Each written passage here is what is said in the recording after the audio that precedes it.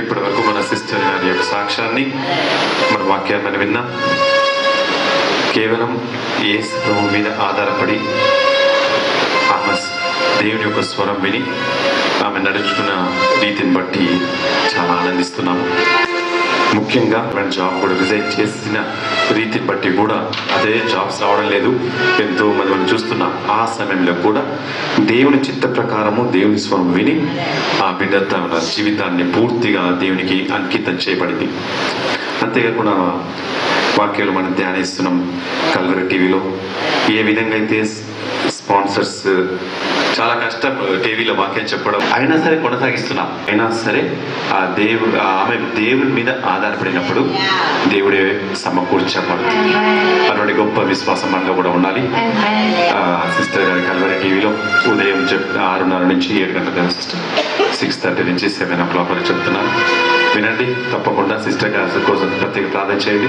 అదేవిధంగా మంచి వాక్యం ద్వారా ఏ విధంగా ప్రేమ కలిగి జీవించాలో సిస్టర్ ద్వారా చూశాం.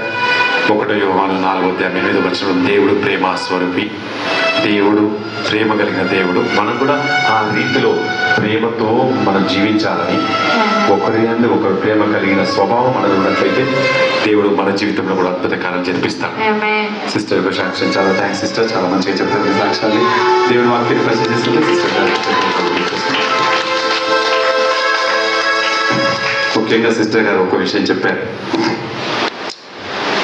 నేను ఇప్పుడు కాబట్టి మన దగ్గర ఆ సిస్టర్ గారు కార్తికేయ ఉండి కూడా ఆమె ఉద్దేశం వేసుకోమని అడుగుతుంది. నా ప్రజల మధ్య దేవుని వాక్యం పంచుకోవడానికి దేవుని వాక్యం ప్రకటిస్తుంది. అయినా సరే ఆ సిస్టర్ గారు వచ్చి మంచి వాక్యం చెప్పారు. నా ప్రజలు అంటే మన మధ్యలో వచ్చిన సిస్టర్ గారికి మరొకసారి ప్రత్యేకంగా వందనాలు సమర్పిస్తున్నాను.